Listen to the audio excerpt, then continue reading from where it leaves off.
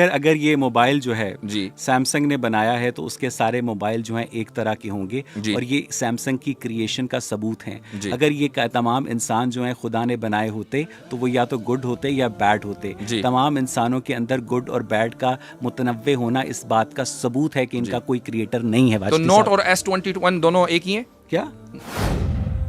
जो नोट 10 और S21 दोनों एक ही हैं। वो क्या होता है? सैमसंग के दोनों फोन है ना। नहीं, उनकी परफॉर्मेंस हर मॉडल की एक जैसी है ना। होमो सेपियंस अगर परफॉर्मेंस की बात हो रही है, परफॉर्मेंस की अलग है। अगर नोट 10 की परफॉर्मेंस अलग है और S22 की परफॉर्मेंस अलग है। आपने मेरी बात, आप मेरी दलील दे रहे हैं। अब आप मुझे ये तो आपने अपने गोल में स्कोर कर दिया। मुझे यार खुदा का खौफ करें। खुदा तो आपके नजदीक मौजूद नहीं, किस खुदा का खौफ करूं? तो जो एक चिंपैंजी की मादा है वो कैसे तख्लीक हुई? आई डोंट नो। चूंकि चिंपैंजी के ऊपर ईमान लाना मेरे वर्ल्ड व्यू का हिस्सा नहीं है। मैं कहता हूं ये आपका साइंटिफिक आर्गुमेंट है। ये आपका आर्गुमेंट साइंटिफिक है क्या? ये जो आपने चिंपैंजी की मिसाल दी, आपका आर्गुमेंट साइंटिफिक है? मैं आपका सवाल नहीं समझा। आपने जो अभी कहा ना कि उसका जो आदम का और हव्वा का जो भी आपने कहा कि अंदरूनी साख्त है और उसी तरीके से चिंपैंजी की अंदरूनी साख्त है। नहीं है सेम। ये साइंटिफिक आर्गुमेंट नहीं, सेम नहीं है। ये साइंटिफिक नहीं, मैं आपसे पूछ रहा हूँ, ये सेम नहीं है। मैं पूछ रहा हूं आपका साइंटिफिक ये सिंपल आर्गुमेंट है। ये सिंपल आर्गुमेंट है आपको समझाने के लिए। आप क्यों डर रहे हैं साइंस का नाम लेते हुए? वो तो आपकी मालिक और खालिक है। मैं आपसे पूछ रहा हूं कि ये साइंटिफिक आर्गुमेंट है जी, यस और नो? जी, यस जी। ठीक है। क्या आप समझते हैं कि साइंटिफिक आर्गुमेंट खुदा को प्रूव या डिसप्रूव कर सकता है? साइंटिफिक आर्गुमेंट खुदा को प्रूव या डिसप्रूव नहीं कर सकता है। आप इस बात को तस्लीम कर रहे हैं, हवा पैदा हुई। आप उस बात को तस्लीम कर रहे हैं कि साइंस को हम खुदा को डिसप्रूव करने के लिए नहीं इस्तेमाल कर सकते। तस्लीम कर रहे हैं ना? मैं इस बात को तस्लीम कर रहा हूं, लेकिन साथ ही साथ हम लोग हमारी पोजीशन, फिर साइंस को भी इस्तेमाल कर रहे हैं। हमारी जो पोजीशन नहीं, हम That's very interesting. कंसीडर आपने करेगा। कहा कभी अगर हमारे पास सबूत आया, हाँ। वो सबूत कैसा होगा? साइंटिफिक होगा ना। एग्जैक्टली। साइंस से तो आप प्रूव कर ही नहीं सकते। चूंकि ये मजहब की फील्ड नहीं है, ये साइंस की फील्ड है। ये आप बताएंगे, ये आप बताएंगे। हमारी फील्ड क्या है कि हिदायत किसके ऊपर डिपेंड करती है? हिदायत आदम के वजूद के तस्लीम करने पर डिपेंड करती है। ये मजहब बताएगा कि आदम मौजूद थे या नहीं थे, एंड दैट्स इट। कि मुझे समझा दें कि टाइम और स्पेस की क्रिएशन से पहले जी वो कहाँ खुदा था? जो था वो किस टाइम और स्पेस में एग्जिस्ट करता था? अच्छा। क्योंकि टाइम और स्पेस के बगैर कोई चीज एग्जिस्ट कर नहीं सकती। आप अपने सवाल में जो फैलेसी है वो समझ पा रहे हैं? नहीं सर, मुझे यही समझाइए आप ये कह रहे हैं कि टाइम से पहले खुदा किस टाइम में था? नहीं, मैं ये कह रहा हूँ कि खुदा जो था वो इस टाइम स्पेस फैब्रिक से पहले किस टाइम में ज़मानो मकान में था? टाइम से पहले किस टाइम में था? चूंकि आपने क्रिएटर को अपने जैसा समझा कि जैसे आप टाइम और स्पेस की फैब्रिक में है तो क्रिएटर भी किसी न किसी टाइम स्पेस की फैब्रिक में होगा। यही फॉल्स इक्विवेलेंस है। इसी को अरबी में क़ियासुल गायब अल शाहिद कहा जाता है। इसलिए और यही चीज बुनियादी तौर पर गलत है। जिस तरह वाजिदी साहब कहेंगे कि क्रिएटर है और हम नहीं मान सकते, उसी तरह अगर डॉक्टर पीटर फैनविक ये कहेंगे कि कॉन्शियसनेस ब्रेन से बाहर एग्जिस्ट करती है, आप नहीं मानेंगे। वाजिदी साहब आगे चलते हैं। मैं आगे चलना चाह रहा हूँ। हाँ। आप मुझसे वो सवाल करें कि जिसके ऊपर हमारे मजहब का या हमारा जो तस्वुर है खुदा है वो खड़ा हुआ है। आप उसको चैलेंज करें ना। आप उसको ना चैलेंज करके वो चीजें चैलेंज कर रहे हैं कि जो इररिलेवेंट है। नहीं, साइड पे क्यों? उसका जवाब दीजिए। नहीं, मैं इस सवाल को साइड पे रख देता हूँ ना, क्योंकि मुझे आगे जाने का शौक है। मुझे क्या कहते हैं बकायदा, यानी जहाँ सवाल नहीं है तो उसको साइड पे चल नहीं, भाई। इसका मतलब ये है कि ईवल का जो क्रिएटर है वो गॉड है। हमारा तो मुकद्दमा यही है। हम तो उसको खालिक शर भी मानते हैं, खालिक खैर भी मानते हैं, लेकिन कासिब शर, गॉड इज ईवल। यही बुनियादी गलती है। चूंकि अभी मैंने आपको एक मिसाल दी थी ना एग्जाम की, तो क्या मैं आपके नजदीक क्या मेरे जो स्टूडेंट्स हैं, क्या मेरे स्टूडेंट्स हक बजानिब होंगे कि वो कहें कि हमारे टीचर को कुछ नहीं पता, उसने 3 जो है गलत? मुझे ये बताइएगा कि तो खल्क़ शर बुरा नहीं है, कस्बे शर बुरा है। और इसीलिए मैंने आपसे पहले कह दिया था, इसीलिए मैंने आपसे कह दिया था कि आप ट्रूथ को कैसे जान पाएंगे। तो आपने ये नहीं कहा, हालांकि आपको मालूम है कि ट्रूथ जानने का आपके पास एक ही पैमाना है और वो है साइंस। आप उसको नहीं कहना चाहते थे, ठीक है। कॉमन सेंस आपकी जबान से निकल गया, तो आप कॉमन सेंस पे रहें कि आप क्या कहते हैं मजहबी एस्पेक्ट से अपनी बीवी को अपनी बहन तस्लीम करते हैं? नहीं। अच्छा, आपने हमारे ऊपर इल्जाम लगा कि अरे यहाँ से निकली तो उससे कैसे इंटरकोर्स क्योंकि कर लिया? हम लोग सवाए फर्स्ट कजन्स के, हम दुनिया की हर औरत से जो इख्तलात है उसको जायज समझते हैं।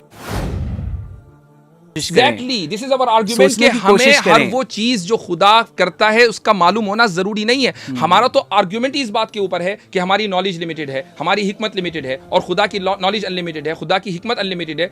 तो जब उसकी नॉलेज हिकमत अनलिमिटेड है और हमारी नॉलेज लिमिटेड है, तो हम उसकी अनलिमिटेड नॉलेज को अपनी लिमिटेड नॉलेज में कैसे या लिमिटेड जहन में कैसे समझ सकते हैं? एक साल आ गया था, यानी साल में वजूद में आ गया था जब कायनात बन रही थी। उसमें क्या साल वजूद में आ गया था जब कायनात बन रही थी। सर वो एक फर्जी हाइपोथेटिकल ईयर है। हाइपोथेटिकल है ना, ये भी हाइपोथेटिकल है। अच्छा ये भी इस्तिआरा है। अच्छा ये भी इस्तिआरा है की जो हदीस तो आपके यहाँ इस्तिआरा है। साइंस में जो इतनी रियलिस्टिक मुस्लिम की जो उसमें हदीस इस्तिआरा अलाउड है और जो चीजें कुरान और साइंस सुन्नत में इस्तिआरा अलाउड है। आप ही तो कह रहे हैं। क्या अभी तो आपने कहा कि हाइपोथेटिकल है। वो मॉडल समझाने के लिए, मॉडल समझाने के लिए, ये भी समझाने के लिए। अच्छा ये वैसे ऐसा हुआ नहीं था, ऐसा हुआ नहीं था, कोई जरूरी नहीं है। अच्छा ठीक, ये सिर्फ समझाने के लिए है। अच्छा, क्या आप इस बात से मुत्तफिक हैं कि मादा खुद को वजूद बख्श सकता है? नहीं। तो फिर हम यहाँ क्या कर रहे हैं, कैसे आए? तो आपने हमें ये बात बताई, हमने वो ले लिया, ठीक है। अब हमें ये बताएं कि भाई हम फिर मादा अपने आप को वजूद कैसे बख्शता है, कैसे अपने आप को कैसे एग्जिस्ट करता है खुद ब खुद? मुझे ये बताइए। मुझे बता दीजिए। मुझे साइंस के पास इस वाई का जवाब नहीं है। मैं वाजदी साहब आपसे ऑनेस्टली कोई साइंटिस्ट ये नहीं कहता कि हमें बिग बैंग के कॉज का पता है, हमें बिग बैंग के कॉज का नहीं पता। यानी दावा करते हैं बिग बैंग का, लेकिन नहीं पता कि कैसे हुआ। हमें ये नहीं पता। तो जब हम ये कहें कि आदम मौजूद थे तो, और ये कहें कि हमें नहीं पता कैसे पता, तो हमारे ऊपर एतराज हो जाता।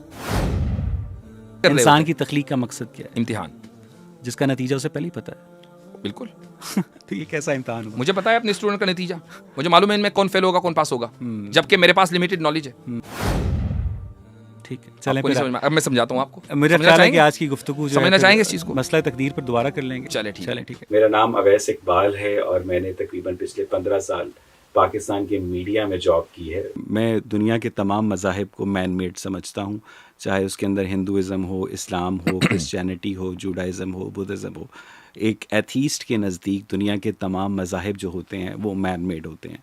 आपके पास खुदा की, चूंकि मौजू खुदा का वजूद है, अभी हम मजहबी खुदा के ईसाई वाला वर्जन है कि इस्लाम वाला वर्जन है, उस पर तो बात ही नहीं कर रहे हैं। हमारे पास किसी हम ये कायनात के क्रिएटर का कोई भी एविडेंस, कंक्लूसिव एविडेंस आपके पास नहीं है। आपको नहीं लगता कि the absence of evidence is not the evidence of absence? You are absolutely right, and you are using Carl Sagan's phrase which he used for extraterrestrial beings, जो उसने aliens के लिए इस्तेमाल किया था कि absence of evidence is not evidence of absence। हमारे पास कोई evidence नहीं है कि ऐसा कोई भी जो creator है वो इस time और space के fabric से beyond exist करता है और उसने अदम से इस कायनात को वो वजूद में लेकर आया है। हमारे पास ऐसा कोई evidence नहीं है।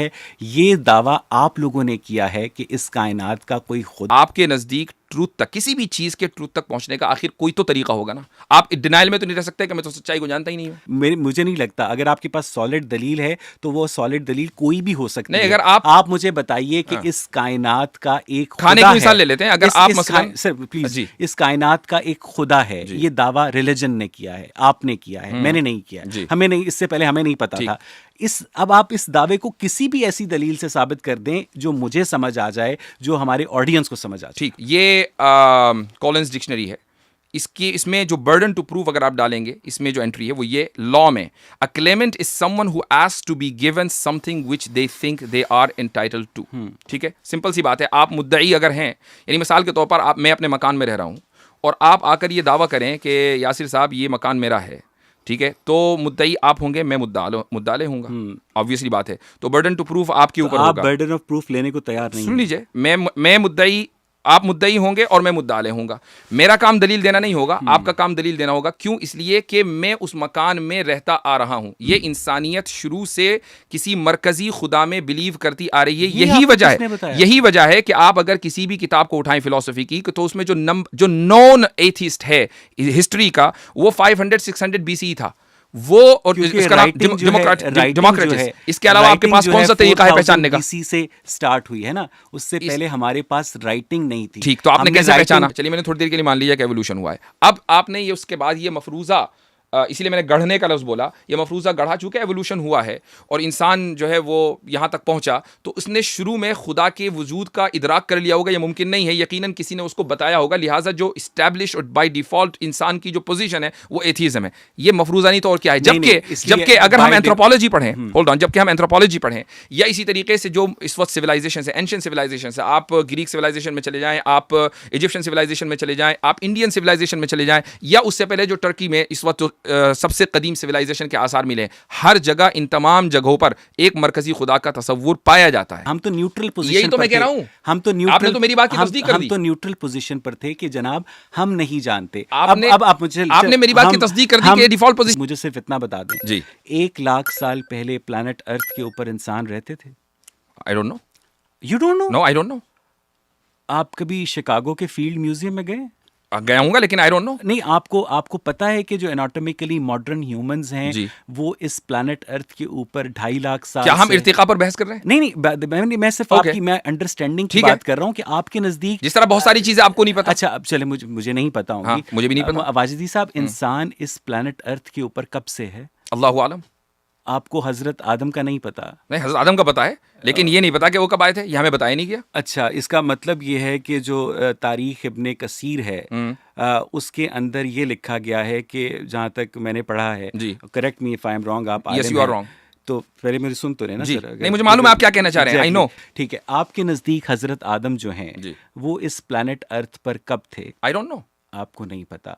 इवन आपके पास वो 1 लाख साल पहले भी हो सकते हैं। हाँ, सही है, लेकिन बहुत सारे वो 2 लाख साल भी पहले भी हो सकते हैं, क्योंकि इसमें रिलीजन का कोई लेना देना नहीं है। रिलीजन का ताल्लुक है, वो पहले मुसलमान थे जी, तो अल्लाह ताला के नबी थे। ये हिस्ट्री से ताल्लुक करती है, रिलीजन से नहीं। आपके पास भाई आप भी बताइए कि अगर अल्लाह के नबी थे तो क्या हर अल्लाह के नबी का नाम हमें मालूम होना जरूरी है? 1 लाख के करीब से जायद जो है अंबिया हैं, कुरान में 1 लाख से जायद अंबिया का नाम है? नहीं है, बल्कि अक्सर अंबिया का नाम हमें नहीं पता है। अच्छा, इसलिए कि हमारी हिदायत का जो डिपेंड करता है, इस पे नहीं करता कि हजरत आदम कब थे, इस पे डिपेंड करता है कि हजरत आदम मुसलमान थे, और उस पर हम तस्लीम करते हैं। फिर हम एवोल्यूशन के ऊपर जा रहे हैं। नहीं, एवोल्यूशन पे नहीं जा रहे, ये एवोल्यूशन ही का सवाल है। नहीं, एवोल्यूशन का सवाल नहीं, एवोल्यूशन ही का सवाल है। अगर आप, वो अव्वल बशर थे, उनसे पहले कोई इंसान, अल्लाहु आलम, आई डोंट नो। ठीक है, आप कब थे वो? ये जब भी होंगे, अभी तो बताया मैंने। कहाँ थे वो? आई डोंट नो, आपको ये भी नहीं पता।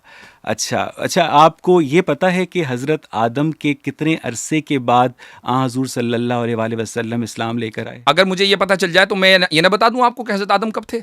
तो इसका मतलब ये है कि जो डिवाइन गाइडेंस आपके पास है, जो कुरान मजीद आपके पास जिब्राइल लेकर आया, उसने भी आपको ये नहीं बताया, इसलिए कि ये इन्फॉर्मेशन इररेलेवेंट है। वो हमारे नज़दीक रेलेवेंट है, क्योंकि आपका मौजू रिलीजन नहीं है, आपका मौजू हिस्ट्री है। ठीक है, मेरा मौजू रिलीजन है, क्योंकि रिलीजन का जो, सुन लीजिए, रिलीजन की जो बुनियाद होती है वो हिदायत है इंसान की, और हिदायत का ताल्लुक इससे नहीं है कि आदम कब थे और कब नहीं थे। अच्छा, मुझे ये बताइए कि अगर अल्लाह ताला या इस कायनात को अदम से वजूद में लेकर आए थे, तो टाइम और स्पेस को क्रिएट उन्होंने किया, उससे पहले वो टाइम और स्पेस के अंदर एग्जिस्ट ही नहीं करते थे। ठीक, तो जो चीज़ टाइम और स्पेस के फैब्रिक में एग्जिस्ट ही नहीं करती है, साइंस के नज़दीक वो एग्जिस्ट ही नहीं करती है। जो चीज़ टाइम और स्पेस अगर क्रिएटर अदम से वजूद में लेकर आया, तो वो खुद अदम में कैसे एग्जिस्ट करता था?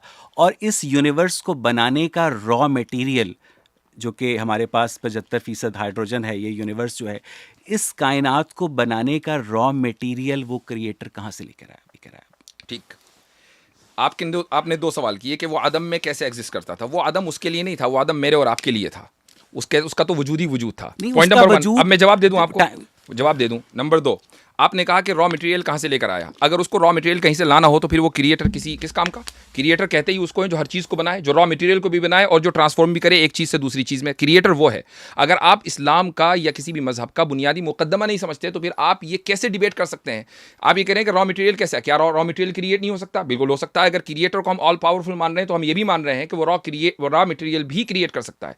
बात ये नहीं है, बात ये है कि अगर आप उसको स्पेस में और टाइम में मानते हैं, मसलन कोई भी क्रिएटर है, उसको आपने स्पेसलेस नहीं माना, उसको आपने टाइमलेस नहीं माना, बल्कि उसी टाइम और स्पेस में माना जिसमें ये कायनात वजूद में आई है, तो क्या आप ये कह रहे हैं कि कायनात खुद से खुद वजूद में आ गई? वो एक अलग मसला है, वो आप टॉन्ट करते हैं, कोई मसला नहीं है। अच्छा, मुझे ये बताएं, coming back to the point, कि आपके नज़दीक टाइम और स्पेस जो है वो क्रिएट हुए हैं, जी राइट सर? जी हाँ टाइम और स्पेस एक क्रिएटर ने क्रिएट जी। किए हैं, और वो टाइम और स्पेस का जो क्रिएटर है वो उससे पहले जिस अदम में था वो मेरे वो आदम में नहीं था, वो यही कहाँ- तो आपका सवाल अच्छा, गलत है। वो यही तो मैं कह रहा हूँ ना जी। सर, कि मुझे समझा दें कि टाइम और स्पेस की क्रिएशन से पहले जी, वो कहाँ खुदा था? जो था वो किस टाइम और स्पेस में एग्जिस्ट करता था? अच्छा। क्योंकि टाइम और स्पेस के बगैर कोई आप- चीज एग्जिस्ट कर नहीं सकती। आप अपने सवाल में जो फैलेसी है वो समझ पा रहे हैं? नहीं सर, मुझे यही समझाइए आप। आप ये कह रहे हैं कि टाइम से पहले खुदा किस टाइम में था? नहीं, मैं ये कह रहा हूँ कि खुदा जो था वो इस टाइम स्पेस फैब्रिक से पहले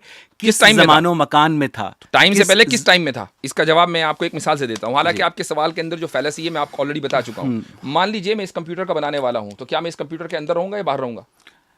सर असल में ये जो कंप्यूटर है ना, जी। ये टाइम और स्पेस फैब्रिक के अंदर एग्जिस्ट करता है। लेकिन इसके बावजूद, तो और मैं भी करता हूँ, और मैं भी करता हूँ, बड़ी मासूम वाली मिसाल नहीं, मैं भी ये करता हूँ। बहुत आप मासूम मिसाल है सर। ये मासूम लोगों को समझाने के लिए है भाई। अब आप ये सर, देखिए, हम बहुत ही मासूम हैं। सुन लीजिए, देखिए आप मुझे बोलने नहीं दे रहे, मैं अपनी बात मुकम्मल कर लूँ कि जब हम दोनों टाइम और स्पेस के अंदर एग्जिस्ट करते हैं उसके फैब्रिक में, और मैं इस चीज को बनाने के बावजूद इसके बाहर हूं, तो जो इस पूरे फैब्रिक को बनाने वाला है उस फैब्रिक में कैसे होगा?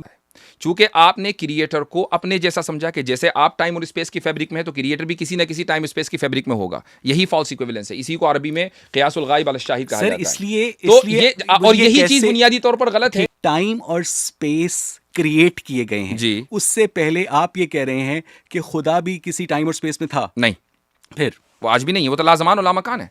यानी वो नहीं है, वो लाज़मान और लामकान है। खसूसियात ना होने की होती हैं सर। ये लाज़मान और लामकान है। जी नहीं, ये इसीलिए मैं कह रहा हूं कि ये जो खुसूसियात न होने की होती हैं, ये मादी चीज के न होने की खुसूसियात होती हैं। हम खुदा को मादी ही नहीं मानते। अच्छा, वो मादी नहीं है? बिल्कुल नहीं है। अगर वो मादी होता तो वो किसी न किसी ज़मान और मकान में होता। वो मादे का क्रिएटर है। क्योंकि अगर वो मादी होगा, अब मैं आपको बताता हूं क्यों नहीं है। अगर वो मादी होगा तो उसका भी कोई ना कोई क्रिएटर होगा, और अगर उसका भी वो भी मादी होगा और उसका भी कोई ना कोई क्रिएटर होगा। इसी को आप कहते हैं इन्फिनिट रिग्रेस। तो क्या आप इन्फिनिट रिग्रेस को फैलेसी नहीं मानते? जी बिल्कुल मानते। तो इसका मतलब ये है कि उसने वो किसी टाइम और स्पेस में रहता तो था। बात यही है ना कि आप उस साइंटिज्म से नहीं निकल पा रहे हैं। अच्छा, इसी को मैं साइंटिज्म कहता हूं। आप चाहे इसको तस्लीम करें या ना करें, मैं नहीं, सारी दुनिया कहती है साइंटिज्म। आप हम मुझे साइंटिज्म, हम साइंटिस्टिक बिलीव नहीं रखते हैं। साइंटिफिक हम ये थ्योरीज मान लेते हैं है ना। आप कैसे हुए? आपके अंदर शऊर नहीं है सर। तो जो शऊर है वो मादे का मजहर है। मादे- consciousness is the reflection of आप ये कह रहे हैं कि शऊर और ब्रेन दोनों एक चीज है? फिजिकल नहीं, एक चीज नहीं है। ओके, क्या है वो? ब्रेन एक शऊर क्या चीज है? एक फिजिकल चीज है, और ब्रेन के अंदर जो इलेक्ट्रिकल एक्टिविटी है, जो उसकी मैनिफेस्टेशन है, वो कॉन्शियसनेस है। ठीक है सर, इधर उधर की बातें नहीं, ये इधर उधर की नहीं, बहुत इंपॉर्टेंट है। अगर हम मादे और गैर मादे की बात कर रहे हैं तो शऊर के ऊपर तो बात होगी,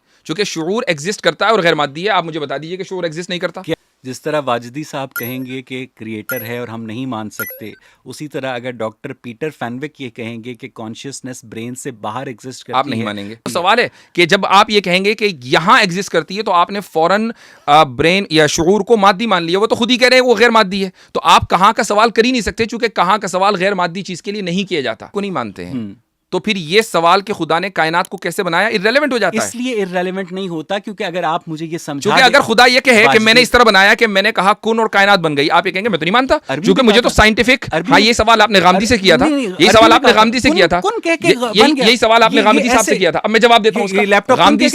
गामदी साहब ने आपको जवाब नहीं दिया होगा, लेकिन मैं देता हूँ आपको जवाब कि जब हम ये कहते हैं कि खुदा ने कुन कहा, तो अब आप ये सवाल कहें कि अच्छा अरबी में कहा था या संस्कृत में कहा था। सवाल ये है कि किसी भी चीज को कहने के लिए क्या आपको ये जानना जरूरी है कि किस जबान में कहा था? मैं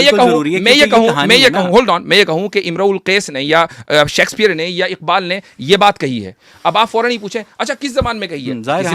किसी न किसी जबान में कही होगी, किसी न किसी जबान में कही होगी।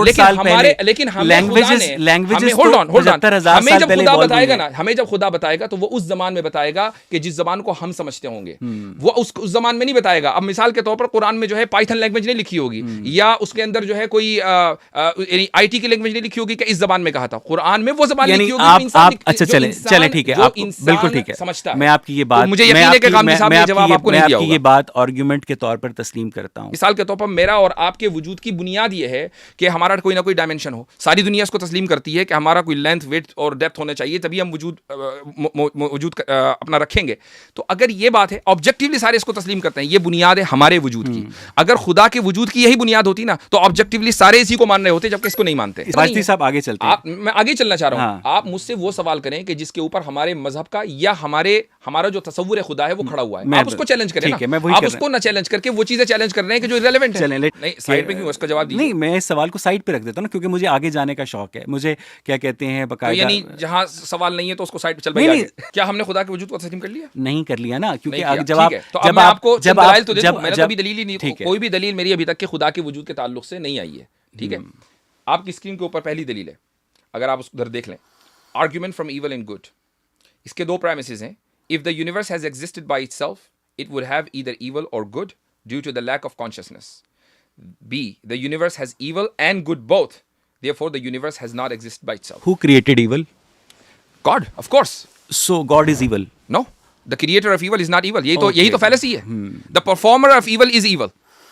अच्छा, नॉट द क्रिएटर। इसलिए कि मैं इसकी मिसाल दे देता हूँ। मैं मिसाल ये दे देता हूँ कि मसलन आप मेरे स्टूडेंट हो, ये मेरे सारे स्टूडेंट बैठे हुए हैं यहाँ पर।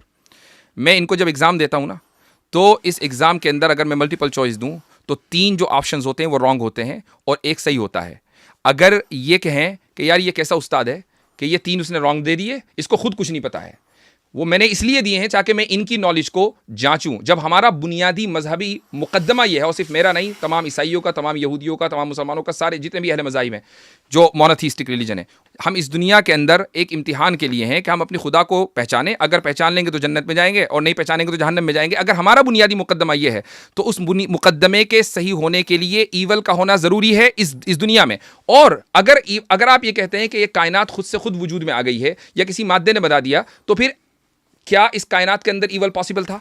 आपने मेरे सवाल का जवाब नहीं दिया। नहीं, मुझे मेरे सवाल का देखिए, मेरे सवाल का जवाब दें आप अगर लेके जाएंगे मुझे तकदीर के मसले पर, तो हम कभी भी इस सेशन को मुकम्मल नहीं कर पाएंगे। ईवल का मतलब ये है, इसका मतलब ये है कि ईवल का जो क्रिएटर है वो गॉड है। हमारा तो मुकद्दमा यही है। हम तो उसको खालिक शर भी मानते हैं, खालिक खैर भी मानते हैं, लेकिन कासिब शर, गॉड इज ईवल। यही बुनियादी गलती है। चूंकि अभी मैंने आपको एक मिसाल दी थी ना एग्जाम की, तो क्या मैं आपके नजदीक, क्या मेरे जो स्टूडेंट्स हैं, क्या मेरे स्टूडेंट्स हक बजानिब होंगे कि वो कहें कि हमारे टीचर को कुछ नहीं पता, उसने 3 जो है गलत। मुझे ये बताइएगा कि तो खल्क़ शर बुरा नहीं है, कस्बे शर बुरा है। अंदर जो शर करने की सलाहियत पैदा करने वाला है जी, वो शर नहीं है। ठीक है, लेकिन अगर मैं उस शर को एग्जीक्यूट कर देंगे तो वो शर है। बिल्कुल। अगर एक बंदा क्लाशनकोफ बनाता है तो वो शर नहीं है, लेकिन अगर बंदा क्लाशनकोफ से फायरिंग करता है और गलत जगह फायरिंग करता है तो शर है। और इसीलिए मैंने आपसे पहले कह दिया था, इसीलिए मैंने आपसे कह दिया था कि आप ट्रूथ को कैसे जान पाएंगे। तो आपने ये नहीं कहा, हालांकि आपको मालूम है कि ट्रूथ जानने का आपके पास एक ही पैमाना है और वो है साइंस। आप उसको नहीं कहना चाहते थे, ठीक है। कॉमन सेंस आपकी जबान से निकल गया तो आप कॉमन सेंस पे रहें। एक मिनट होल्ड, मैं यही रुक जाइए। क्या कॉमन सेंस ये नहीं है कि एक मर्द एक औरत के पेट से निकलता है, तो इसका उल्टा क्यों नहीं हो सकता? वाह वाह वाह वाह, तो मुझे ये नहीं, इसमें मुझे बता दीजिए, अगर ये औरत की लिए इंफीरियरिटी है कि एक औरत आदम की पसली से बने, तो क्या ये मर्द के लिए इंफीरियरिटी नहीं है कि एक मर्द औरत के पेट से पैदा हो? मुझे ये बताइएगा कि महज इसलिए आप उसको इंफीरियरिटी नहीं मानते चूंकि दुनिया इसी तरीके से चल रही है। मुझे ये बताइएगा, आपको वो चीज इसलिए आपको वो चीज इसलिए उस पर एतराज हो रहा है चूंकि वो एक किताब के अंदर आ गया, मुकद्दस किताब। एग्जैक्टली, वो एक मुकद्दस। तो अगर हम कॉमन सेंस की बात करें तो ये चीज बिल्कुल कॉमन सेंसिकल है कि एक औरत मर्द की पसली से पैदा हो सकती है, जिस तरह एक मर्द औरत के पेट से पैदा हो सकता है। कि आप क्या कहते हैं, मजहबी एस्पेक्ट से अपनी बीवी को अपनी बहन तस्लीम करते हैं? नहीं। अच्छा, आपने हमारे ऊपर इल्जाम लगा कि अरे यहां से निकली तो उससे कैसे इंटरकोर्स क्योंकि कर लिया? हम लोग सवाए फर्स्ट कजन्स के हम दुनिया की हर औरत से जो इख्तलात है उसको जायज समझते हैं। Exactly, this is our argument कि हमें हर वो चीज जो खुदा करता है उसका मालूम होना जरूरी नहीं है। हमारा तो आर्गुमेंट इस बात के ऊपर है कि हमारी नॉलेज लिमिटेड है, हमारी हिकमत लिमिटेड है, और खुदा की नॉलेज अनलिमिटेड है, खुदा की हिकमत अनलिमिटेड है। तो जब उसकी नॉलेज हिकमत अनलिमिटेड है और हमारी नॉलेज लिमिटेड है, तो हम उसकी अनलिमिटेड नॉलेज को अपनी लिमिटेड नॉलेज में कैसे या लिमिटेड जहन में कैसे समझ सकते हैं? तो जो एक चिंपैंजी की मादा है वो कैसे तख्लीक हुई? आई डोंट नो। चूंकि चिंपैंजी के ऊपर ईमान लाना मेरे वर्ल्ड व्यू का हिस्सा नहीं है। चिंपैंजी को मैं देख रहा हूं, तो हम खुदा के वजूद पर बात कर रहे हैं, जो खुदा है और एवोल्यूशन। और मैं आपको बता दूं, आप ये कह रहे हैं कि अच्छा ठीक है नहीं करती, मैं कहता हूं ये आपका साइंटिफिक आर्गुमेंट है। ये आपका आर्गुमेंट साइंटिफिक है क्या? ये जो आपने चिंपैंजी की मिसाल दी, आपका आर्गुमेंट साइंटिफिक है? मैं आपका सवाल नहीं समझा। आपने जो भी कहा ना कि उसका जो आदम का और हव्वा का जो भी आपने कहा कि अंदरूनी साख्त है, और उसी तरीके से चिंपैंजी की अंदरूनी साख्त है। नहीं है सेम। ये साइंटिफिक आर्गुमेंट नहीं, सेम नहीं है। ये साइंटिफिक, मैं आपसे पूछ रहा हूँ, ये सेम नहीं है। मैं पूछ रहा हूं आपका साइंटिफिक ये सिंपल आर्गुमेंट है, ये सिंपल आर्गुमेंट है आपको समझाने के लिए। आप क्यों डर रहे हैं साइंस का नाम लेते हुए? वो तो आपकी मालिक और खालिक है। आप बताइए साइंटिफिक आर्गुमेंट है। मुझे नहीं पता कि आपको साइंस से इतनी चिढ़ क्यों है। नहीं, मुझे नहीं है। और आप उसी साइंस की बदौलत जो है लोगों तक अपना पैगाम पहुंचा रहे हैं। मुझे साइंस से दिलचस्पी नहीं है, मैं साइंटिफिक डिवाइसेस इस्तेमाल कर रहा हूं। मैं आपसे पूछ रहा हूं कि ये साइंटिफिक आर्गुमेंट है जी, यस और नो? जी, यस जी। ठीक है। क्या आप समझते हैं कि साइंटिफिक आर्गुमेंट खुदा को प्रूव या डिस्प्रूव कर सकता है? साइंटिफिक आर्गुमेंट खुदा को प्रूव या डिसअप्रूव नहीं कर सकता है। आप इस बात को तस्लीम कर रहे हैं, हवा पैदा हुई। आप उस बात को तस्लीम कर रहे हैं कि साइंस को हम खुदा को डिस्प्रूव करने के लिए नहीं इस्तेमाल कर सकते। तस्लीम कर रहे हैं ना? मैं इस बात को तस्लीम कर रहा हूं, लेकिन साथ ही साथ हम लोग हमारी पोजीशन, फिर साइंस को भी इस्तेमाल कर रहे हैं। हमारी जो पोजीशन नहीं, हम That's very हमारी interesting. जो साहब जिस पोजीशन को एग्नोस्टिसिज्म कहते हैं, आप एग्नोस्टिक नहीं है। मैं अपने आप को एथीस्ट/एग्नोस्टिक कहता हूं। ये अभी नया इजाफा हुआ मेरे लिए, इंकिशाफ है। इसीलिए मैंने शुरू में पूछ लिया था आपसे कि सर आप एथीस्ट हैं। आपने कहा जी मैं तो कंसीडर आपने कहा कभी अगर हमारे पास सबूत आया, वो सबूत कैसा होगा? साइंटिफिक होगा ना? एग्जैक्टली। साइंस से तो आप प्रूव कर ही नहीं सकते। मैं अपने नाजरीन के लिए स्क्रीन के ऊपर ये जरूर दिखाना चाहूंगा, नेशनल एकेडमी ऑफ साइंस का इक्तिबास है, आप भी देख सकते हैं। Science doesn't have the process to prove और disprove the existence of God. Science studies and attempts to explain only the natural world while God in most religion is supernatural. तो आपने सुन लीजिए, मैं रिलीजियस पैराडाइम के बाहर मजहबी खुदा को साइंस के जरिए डिसप्रूव कर सकता हूं, आपने अभी बोला। और अभी मैंने नेशनल एकेडमी ऑफ साइंस का इक्तिबास दिखा दिया, इन मोस्ट रिलीजन। इसका मतलब कि आप रिलीजियस खुदा को भी साइंस के जरिए डिसप्रूव नहीं कर सकते। तो आप किस दलील का इंतजार कर रहे हैं कि खुदा को माने? एक तरफ आप ये कहते हैं कि जी हम साइंस की बुनियाद पर गॉड को एग्जिस्ट मान ही नहीं सकते। चलो ठीक है, हमने मान लिया। जब आपको हम इख्तिबास दिखाते हैं तो आप उसको डिसप्रूव कर देते हैं। आप ये बताइए कि आप टोकरी में डाल दिया जाए, तो भाई वो कौन सी साइंस है कि जिसको हम माने? क्या सिर्फ दुनिया के अंदर अवैस इकबाल साहब की साइंस चलेगी? अब क्या हम पाकिस्तान और इंडिया और अमेरिका के स्कूलों और कॉलेजों से साइंस हटाकर अवैस इकबाल साहब का निसाब चला दें? यार खुदा का खौफ करें। खुदा तो आपके नजदीक मौजूद नहीं, किस खुदा का खौफ करूं?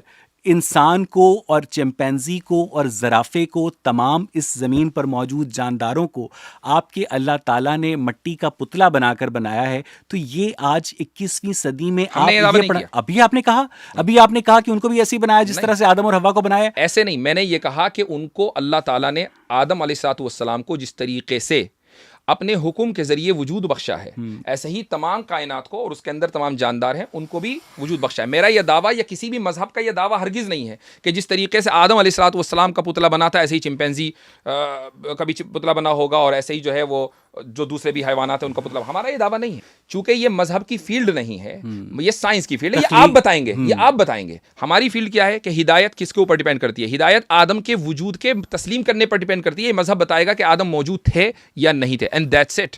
कुरान करीम तमाम रिलीजियस फिनोमेना को नहीं बताता है, कुछ रिलीजियस फिनोमेना को बताता है। मैं हैरत में हूं कि आप दिन रात साइंस करते हैं, और इतना मोतबर इक्तिबास आपके सामने आ गया और उसमें यह लिखा हुआ है कि आप मजहब को साइंस की बुनियाद पर या मजहबी खुदा को जज कर ही नहीं सकते, फिर आपको साइंस चाहिए। तो ये जो कॉन्ट्रडिक्शन है आपके वर्ल्ड व्यू में, आई फेल टू अंडरस्टैंड कि भाई इसमें वाकई सिंसियरिटी कहीं है कि नहीं, यह एक जिद है। आई एम सॉरी कि मेरे अल्फाज आपको बुरे लग रहे होंगे, लेकिन मुझे ऐसा लग रहा है कि ये एक तरह का यानी इसमें सिंसियरिटी नहीं बल्कि एक तरह के समझ लीजिए कि जिद है कि नहीं, मुझे मानना नहीं है, चाहे कुछ भी हो जाए, मैं साइंस का सहारा लूं, इधर जाऊं उधर जाऊं, लेकिन मानना नहीं है। तो ठीक है, वो एक अलग मसला है, वो आपकी पर्सनल ओपिनियन है। एक दलील आ गई है, मैं अब आगे बढ़ना चाहता हूं दूसरी दलील की तरफ। आप सवाल ये कि दूसरी दलील को क्यों नहीं सुनना चाह रहे? क्योंकि आप मुझे पहली दलील के ऊपर मुतमईन नहीं कर। कोई बात नहीं, ठीक है, मुतमईन करना मेरा काम नहीं है ना मेरा भाई। लेकिन मेरा मसला सिर्फ मुतमईन करना मेरा काम नहीं है। ठीक है, मुझे सिर्फ ये बताइए कि अल्लाह ताला ने अगर इंसान को स्पेशल क्रिएशन के जरिए क्रिएट किया है, ठीक है, स्पेशली क्रिएट किया है, ठीक है, और उसके बाद बाकायदा उससे सजदा, वो सारी फरिश्तों को उससे सजदा भी करवाया है और उसकी पसली से हवा को पैदा भी किया है, तो बकिया जो लाइफ फॉर्म्स हैं वो क्या स्पेशली क्रिएट हुई हैं या इवॉल्व हुई हैं? इसलिए कि वो मुकल्लफ नहीं है। मुकल्लफ सिर्फ इंसान है, तो इंसान की तख्लीक को आप ये कह सकते हैं कि ये स्पेशल है, लेकिन बकिया जो लाइफ है वो मुकल्लफ नहीं है। वो किसी भी तरीके से तख्लीक हो। एक साल आ गया था, यानी साल में वजूद में आ गया था जब कायनात बन रही थी। उसमें क्या साल वजूद में आ गया था जब कायनात बन रही थी? सर वो एक फर्जी हाइपोथेटिकल ईयर है। हाइपोथेटिकल है ना, ये भी हाइपोथेटिकल है। अच्छा, ये भी इस्तिआरा है। अच्छा, ये भी इस्तिआरा है। जो तो आपके यहाँ इस्तिआरा है, साइंस में जो इतनी रियलिस्टिक है मुस्लिम की जो उसमें हदीस इस्तिआरा अलाउड है, और जो चीजें कुरान और साइंस में इस्तिआरा अलाउड है, आप ही तो कह रहे हैं।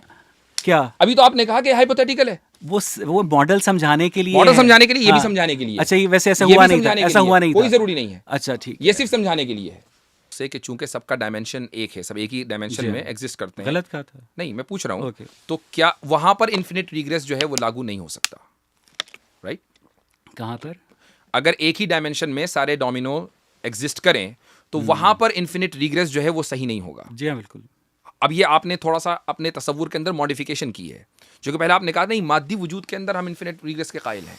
अब जब मैंने एक मिसाल मादी वजूद की दे दी तो आपने फौरन थोड़ा सा उसके अंदर मॉडिफिकेशन किया। अच्छा, क्या आप इस बात से मुत्तफिक हैं कि मादा खुद को वजूद बख्श सकता है? नहीं।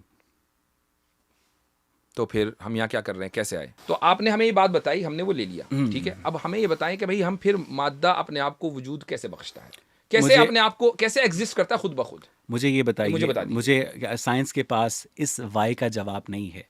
मैं वाजदी साहब आपसे ऑनेस्टली हम कोई साइंटिस्ट ये नहीं कहता कि हमें बिग बैंग के कॉज का पता है, हमें बिग बैंग के कॉज का नहीं पता यानी है। दावा करते हैं बिग बैंग का, लेकिन नहीं पता कि कैसे हुआ। हमें ये नहीं पता। तो जब हम ये कहें कि आदम मौजूद थे तो, और ये कहें कि हमें नहीं पता कैसे पता, तो हमारे ऊपर एतराज हो जाता है। अगर आप किसी चीज को देखेंगे तो मानेंगे, जी हाँ, अगर नहीं देखेंगे तो नहीं मानेंगे। जाहिर है। आपने अपने आप को देखा कभी? जी, शीशे में देखा है। वो आपकी बॉडी है, आपको ही है। अच्छा, मुझ में और मेरी बॉडी में क्या फ़र्क है? फर्क ये है कि आपका जो मुशाहिदा ज़ात है, जो आपका इनर सेल्फ है, वो बता दीजिए आपने शीशे में देखा हो, हम भी देख लें भाई अपना इनर सेल्फ। इंसान की तख्लीक का मकसद क्या है? इम्तिहान, जिसका नतीजा उसे पहले ही पता है। बिल्कुल। तो ये कैसा इम्तिहान हुआ? मुझे पता है अपने स्टूडेंट का नतीजा, मुझे मालूम है इनमें कौन फेल होगा कौन पास होगा, जबकि मेरे पास लिमिटेड नॉलेज है। ठीक है, चलें आपको नहीं फिर। समझ में, अब मैं समझाता हूँ आपको। मेरा समझना ख्याल है कि चाहेंगे? आज की गुफ्तगू जो है समझना फिर चाहेंगे इस चीज़ को? मसला तकदीर पर दोबारा कर लेंगे। चले ठीक है। चलें ठीक है।